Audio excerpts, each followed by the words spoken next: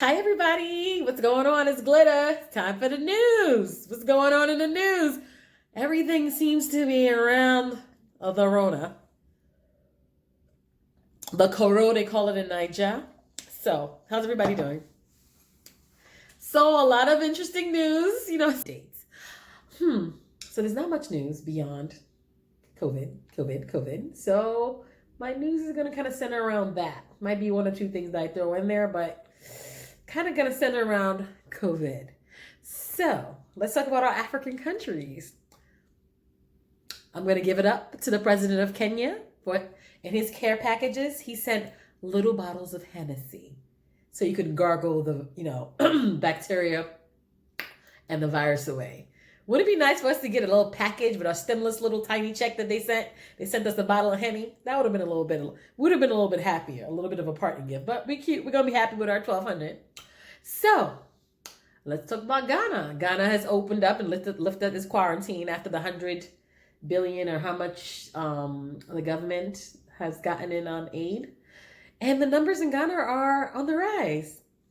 So I don't quite understand why they lifted the quarantine in Ghana. I'm sure my Ghanaians will chime in and let me know. And I also know that Ghana and Nigeria, because when you put lockdowns on things and people are not, the haves versus the have-nots.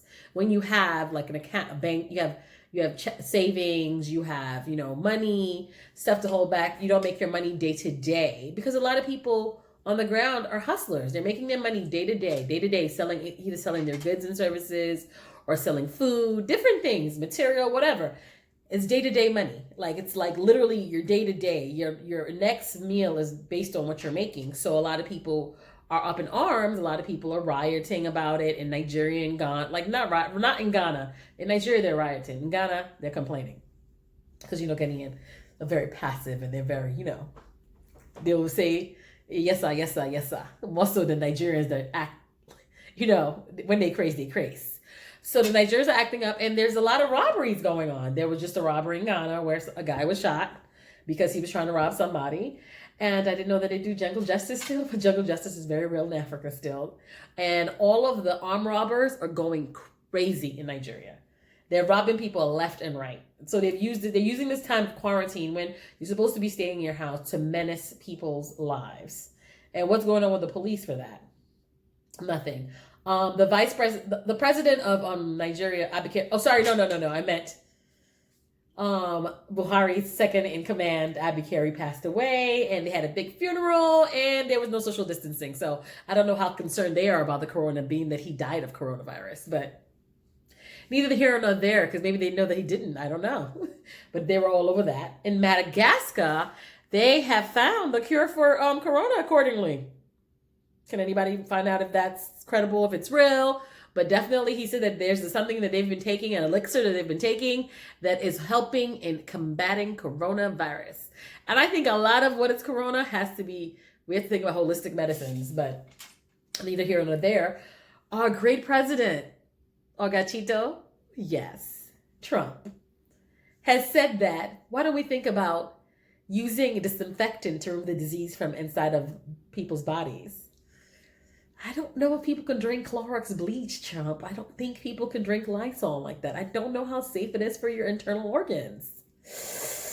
Awkward. So, and in Las Vegas, the Las Vegas governor, mayor, whoever she is, says that she wants to open up the hotels and the casinos so that people can continue being in hotels and casinos. And I'm thinking to myself, there's nobody flying anywhere. Nobody's traveling. A lot of borders are closed. So who is going to be staying in your empty hotels anyway when you're thinking of making it unsafe for your people? But yeah, these are our lawmakers. I think that with the onset of corona, we have realized that our political figures are a fucking joke. That's just it. They're a joke. They're literally a joke because a lot of decisions are being made by people that are supposed to be our leaders, and they're not quite making any sense. Atlanta's supposed to be open too, but only the black sort of businesses, barbershops and stuff like that are going to be open, and all these different things are going to be open, but We know that Black people are getting impacted by COVID the most. So why would you open Black spaces? Atlanta. Thinking about Atlanta right now, for real. And then the stimulus package. You know, there was a stimulus package that happened that small businesses could apply for loans, up to $10 billion or above, depending on your business and whatever, vice versa. And it's closed. A lot of small businesses did not get those loans, but businesses like Root Chris and Shake Shack got $10 million. When small mom and pop restaurants that pay people and feed the community didn't get those loans. So a lot of small businesses were not able to get in the loans in time because people applied for big numbers and the money went quickly. So mostly people like big conglomerates got a lot of, money to help them to, kind of stimulate their dying economy. But smaller businesses were not allowed to get that kind of, payback. So I don't understand the rationale why the small businesses are overlooked. $10 million for Shake Shack? Come on. Shake Shack is even just like a newer business, So it's kind of disturbing, but that's the same thing like how some rich people, their stimulus is $1.7 million. Baby, if I got $1.7 million in my account, darling, I can't wait for the next plane to open because I am outziers. But no, it's $1,200. It wasn't $1.7 million. It just shows you the brevity of that. When you're poor, you keep paying more and you get less. But when you're rich, you get a lot of time to not have to pay things and get a lot of kickbacks and things like that. But that is life. And you heard this? We got a billionaire, y'all. We got a billionaire. Another one. Kanye West, 3.3 billion, he said. He corrected Forbes, who said 1.3. He said 3.3. He's now a billionaire from his Yeezys and his hustles and stuff like that. So I know we all like have career tracks and trajectory and goals, but you can't make the kind of money you need to make if you got one hustle. You got to have several hustles.